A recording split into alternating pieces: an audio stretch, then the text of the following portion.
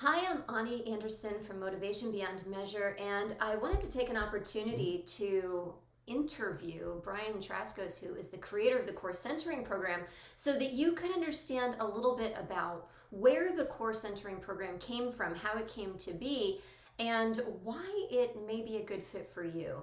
So, Brian, I think it's really interesting how you came to understand through your own stress related problems how important it is to center yourself. But I know that that was a real process for you, and it started with your high blood pressure, right? Yeah, so about 16 years ago, I had a health-related stress crisis. I guess a stress-related health crisis is probably a better way to say that. And I think one of the interesting things is I didn't even realize how stressed I was until I had my blood pressure taken at a health fair, and it was 179 over 97, which is just like off the charts sort of thing. And after I had the blood pressure taken and was meeting with other, having all these tests run and meeting with my doctor and that sort of thing. And I started to put some pieces together and realized it wasn't only my blood pressure that was up. I was having acid reflux. I was having sleep problems. I was chronically frustrated and angry. My back pain was off the charts. So all these things actually were happening. I never put them all together. That's what I was thinking when I'm hearing you say that, because it's obviously like a lot of stuff going on, but it sounds like you weren't putting it all together and relating it to stress. That's exactly right. Until I broke down in my basement in tears over some little conversation I was having with someone, then I realized I was like, I am so stressed out. And then it just came out of my mouth. I was like, oh my God, is this all stress? And it was really mind blowing to me that it actually was. And so I started to, I wanted to take control of that. I thought I can do something about this. I didn't like the idea of being on blood pressure medication and being treated pharmacologically. So I thought I need to do something about this naturally. So I started to meditate. And the craziest thing is, after I really started practicing, formal, scheduled every morning meditation, my blood pressure went up. Wait, what? I mean, it sounds crazy, right? Because that's what you're supposed to do. Yeah, my blood pressure went up higher actually after I started meditating. I thought, this is crazy. Like, what's going on? And so the more I started looking into really like what the physiology of stress is all about, that's really where I started to have a really deep appreciation for the wisdom of our bodies and a less of appreciation for how we are as humans to think that we can think our way out of everything. Sure. I think that's really interesting because as we hear a lot about mental wellness and mental health in the news right now, I mean, we were just talking about this morning, right? Oftentimes what we're doing is we're looking to psychologists and social workers and people like that, which is great, but there's this really missing piece about how stress lives in the body. It lives in the body, and I think that's kind of what your story shows us. Yeah, absolutely. Because, meditation is great, by the way, and it is a part of the core centering process, but it comes at the end and not at the beginning. And it's a part, it's not the whole thing. It's not the whole thing, because if you understand the physiology of stress, when we're stressed, one of the major things that happens is our higher neocortex part of our brain goes offline. Right. And that's the part of our brain we use to focus on things, which is what meditation is. It's a focus practice, right? At the end of the day, when we're practicing meditation, we're focusing on something. It's like a catch-22, right? Exactly. So if that part of your brain is disconnected because you're stressed, what are you going to do? And you're trying to meditate, it's really frustrating. Yeah. And it actually drives more stress. So what I had to do is rethink the whole thing. Right. And I really had to understand that I had to come from the bottom up rather than the top down. Right, so the body first. Body first. Right. Start with specific practices in the body, work your way up until you're able to reconnect with your higher brain function, and then practice the meditation. And the results, my blood pressure just dropped down lower to was ever. In my whole life, it came down lower than ever it was before. That's cool. And I think that what you're talking about is that you're really tackling stress in a physiologically correct way. And so often, we're trying to tackle health and medical concerns from the top down, and we forget like some simple aspects of humanity. Like, we have this body, right? So the symptoms are happening in the body, we're trying to manage it here. So you're talking about a really physiologically correct way of going at stress by working in the body first. Yeah, absolutely. So tell us a little bit about, I think this is really interesting and super applicable to the core centering program, because so many people who want to take the program are therapists and coaches. They might be people who work in or out of the medical system, leaders, managers, or even like those employees that want to be the most valuable employee right now. Because let's face it, everybody is stressed. Everybody needs a go-to stress reduction expert. So you went to your doctor when you first started to have this high blood pressure stuff, right? Tell us a little bit about what that interaction was like, because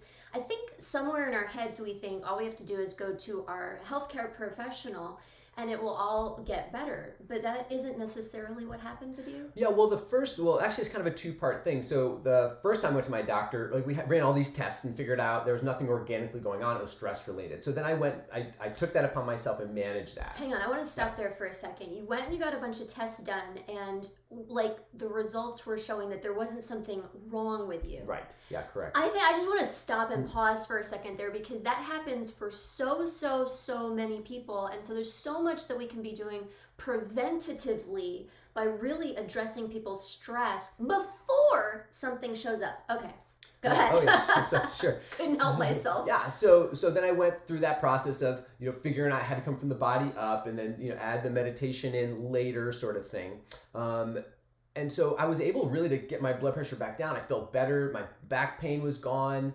My acid reflux was gone. All those stress-related symptoms resolved themselves, and I was feeling pretty good. I was like, I can manage I can manage myself, and I'm happy to just go out that. And I started actually tinkering with my patient care also, really recognizing that my patients who weren't healing quickly enough, who were healing like on the longer term of things, that actually was really stress related for them. This is when, somebody watching this might not know that this time you were a physical therapist. I'm Right, not sure yeah. if you said that. So these are your physical therapy patients at the time. Yeah. So I think that also is really applicable right now, because one of the things that we're hearing from healthcare professionals is not only are healthcare professionals ridiculously stressed out, the people who are coming to see them in all aspects of healthcare are ridiculously stressed out too. So it sounds like you were able to use some of these things just every day. Oh, immediately. Yeah, and and the science is really good showing that stress does slow healing significantly. So if people aren't getting better, maybe it's not that there's something, again, wrong. It's that they have too high of what we call an allopathic load. There's too much stress on board, which is lower the levels of stress, then people will actually, their bodies will do what they're supposed to do. But so the part two around the doctor. I just got to stop you again, because what you said was so good. When you lower the level of stress, the body can do what it's supposed to do. Yeah. When you lower the level of stress, the body can do what it's supposed to do. I think like we can extrapolate that too. When you lower the level of stress, the parent can do what they're supposed to do. The employee can do what they're supposed to do. The leader can do what they're supposed to do. The human being can go and live their lives. It's so critical. Okay, keep going. No, that's a great segue into the next part of my story here is that about 6 months after I had that experience, like everything, back down to where it needed to be, and I felt great, I had a sinus infection. And I went back to the doctor's office, and I saw a different doctor than the primary care doctor I saw the first time. And so when I went in, so I'm sitting in the doctor's office, and the new doctor comes rushing in, and he says, hey, do you know you have a high blood pressure history? And I said, yeah, I know that. He said, I have to educate you on it. I said, great, educate me on it. And I'm really curious, like, what's he going to share with me? So he gives me a pamphlet, and in the pamphlet it says, eat a low-fat diet, exercise every day, and stop smoking. To which you said. And so I said, well, I didn't actually read it at that time. I mean, I did my thing with him. I took it. I said, thanks so much, doctor. I really appreciate it. So I took it home and I read it. And I was like, hang on a second. I exercise every day. I do. Yeah. You can speak to that, yes. right? I exercise every day. I was eating a low-fat organic diet from local food sources, like right up the road from where we live. And I never smoked a day in my life. So the next day, I actually went and found the doctor, and I said, Doc, thanks so much for the stress-related education packet. I really appreciate it. But here's the thing: I exercise every day. I eat a really clean diet, and I've never smoked a day in my life. My blood pressure was still really high. I said, Doc, have you ever have you ever considered where stress education comes in to the work that you're doing with your patients? Because that's what my problem was. And you know what he said to me? He said, Brian, I know all about, this is literally what he said. He said, Brian, I know all about stress. And there's plenty of research to show that stress is the leading cause of heart disease in our country. But I don't have time to deal with it. That's what he said to me. And I was in the parking lot of the hospital we were working, and I felt like the world lurched. Right. And I was like, did anybody just hear what my doctor just told me? That he knows what the leading cause of heart disease is, but he doesn't have time to deal with it? So this is true. They don't, right? They don't. And nowadays, even worse. They don't. They don't. So, hey, anybody who wants to make a difference, I mean, what would it be like if anybody who walked into the hospital talked to that doctor and said, Doc, I know that you know that this is the leading cause of, like you said, heart disease, but it's other stuff too, right? Like days out and doctor visits. Oh, sure. Yeah. If we're talking about employees, we're talking about not showing up for work, absenteeism, presenteeism, being at work but not being at work. All of that because burnout now is like 3/4 of everyone in the working world now is expressing burnout. Yeah. Which means they've given up hope with where they are. So it's like, hey, Doc, I know that you know that this is a super big problem, and I know you know that there are ways to tackle it, but you don't have the time. I'd love to help. Yeah, there you go. I'd love to help. Yeah, so that's where I took it upon myself. And I said, well, if my doctor's not going to do it, I'm going to do it. And that's where I really shifted. My whole physical therapy world shifted in that moment. I went from being an entrepreneur, working in a hospital, punching a clock, doing what other people told me to do. And I decided, no way. I'm doing what I want to do. This is too big now. And I shifted my whole practice around this idea of optimizing people's nervous systems in such a way where they could heal faster. And I created my whole private practice around that. I left, I happened to leave the hospital and start my own business, and it exploded. In growth, because people were coming to me knowing that they were going to get faster results simply because I knew how to help them regulate their nervous system. Yeah, I think that's a really important point, because you can stay in your job and become the most valuable person around. Sure, absolutely. You certainly can. Or you can start your own thing. I mean, there's never been a better time to be a stress reduction expert. But you did this, and it was about 12 years ago? 16 years ago. Was it? Yeah. When you left the hospital? Yep. Wow. Well, no, actually, so I had my stress-related thing 16 years ago. Okay, you left the hospital. And it took me 13 years ago. Okay, wow. Yeah. So anyway, so you left the hospital, so 13 years ago. You really fronted with stress. I'm a stress expert, and you had a full caseload privately, actually, before you left. I did, yeah. You transitioned right on out. It was really incredible. Right, because I had that little delineating factor. And like Ani was saying, whether you become the most valuable person in the institution or organization you're working in, or you become the most valuable person in your community as an entrepreneur, it doesn't matter. Your value will skyrocket when you have the capacity to help other people manage their nervous systems, manage their stress. They'll feel better, they'll feel more alive, and they'll let you know it. It's really gratifying. Yeah, and they're going to look to you because you're a person who does these practices. You are going to vibe. They're just going to know by being around you, wow, like, I hear people say this about you, like, Brian's super chill. I love being around him. I don't even know why. I just love being around him. And those are some of the things that people will say about you, too, when you're a course centering practitioner. So,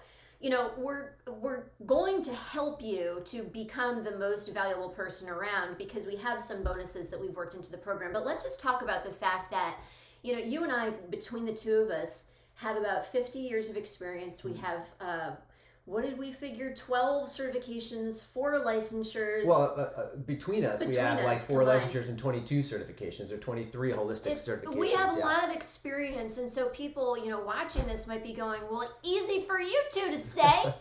You have a lot of experience in this stuff, and the program's 2 days.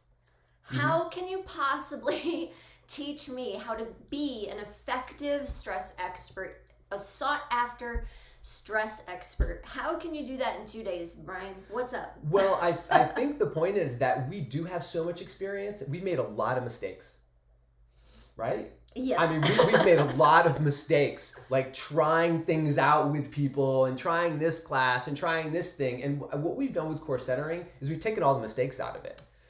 So we've made all the mistakes for you already. And we've streamlined this and distilled it down to we know what works because we have screwed up enough stuff. I mean, it's not like we've really screwed it up, but we've played with it, we've trialed it, we've experimented with it, and we've gotten it down to the cleanest, most important, most distilled content, and also experiences that you need to have to be able to have an entry level experience with someone else to share it with them as well. Yeah, so let's talk about that for a second. Let's talk about the content first, because the content is really what the 2 days is about. It's about learning the course centering method. Yeah. Right? Yeah. And I will say too, by the way, this is actually not a 2-day program. It's a 30-day program. Right. Because it's a 2-day virtual, training where we're together for 16 hours over 2 days. But then we have a 30-day forum group that we hold so that people can try things and ask questions and be supported in methodologies to structure or organize what you're doing to bring it forward to people. Create your business systems, if you will, if that's something you're interested in. Yeah, and so our expertise is available to you to be able to utilize that through the course of 30 days so that basically we can help you to be really, really effective with what you're learning in those 2 days, because a lot of programs, they certify you in something and they say, see you later. Right, yeah. Good luck. And then you have to go spend, I was gonna say thousands, but I'm gonna say hundreds of thousands of dollars, because that's what we've spent on business building skills to learn how to bring that information forward. But we really want to be available to you so that no matter how you want to bring this information forward, we can help you to do that. Yeah. So the content is really streamlined. And can we just touch for just a second, Brian, and then we'll wrap up, about the effectiveness of the content? Because I think sometimes we talk about how effective the content is, and I don't think people really believe us, because you go out and you take a course and then maybe it changes a little bit, maybe it doesn't. And then we keep on going with our lives. But when people take programs like the Course Centering program with us, they have profound transformations. They're able to make profound transformations, and it's not like they're affecting a few people. They're affecting like everybody they're around. Yeah, and here's the thing. This is why this is so important. I think what makes our program a lot different than other programs is what we hear from people who take programs with other people and with us as well, is that one of the biggest fears that professionals have, or teachers have, anybody leading someone else in a process has, is that they're going to get asked why. Why are you doing this? Yeah. Why are we breathing this way? Why are you moving this way? Why are you having me do this thing? And that's the biggest fear for somebody. And that's what they're afraid of, is that they're not going to be able to answer that question. Yeah. And they're going to close up and go, I don't know why. It's a big deal. What if you were in front of a doctor or a therapist or, And they lose all authority. Totally. They lose all expertise. And that's doesn't feel good. And then it decreases your capacity to make that difference. Right. So again, why the content is so important and what we streamline it to is to make sure that our practitioners can answer those questions. Why are you doing this? And you have a very clean answer for it. You know exactly why you're doing it. And you can convey it in a way where the person will understand why you're doing it together. And that makes you the authority and the expert on the stress reduction program that you're bringing to people, and then people will actually buy into it. But that's so important. Yeah, people ask us all the time, how do I convince people to do these things that I know are make such a big difference? You don't have to worry about that when you take a program with us. Right. And that's why that's one of the reasons why they're so very effective. So I think the last thing I want to let you know is that we expect you to have a 10x ROI on this program. We expect you to be able to go out and, again, whether you're in an organization, become the most valuable employee, or go out and really be able to capitalize on this investment. So we can't wait for you to join us at Course Centering. If you have any questions at all, don't hesitate to send us an email at info@motivationbeyondmeasure.com. We will answer it, and we can't wait to see you inside the Course Centering Practitioner Program. Yeah, I look forward to seeing you in the training. Bye-bye.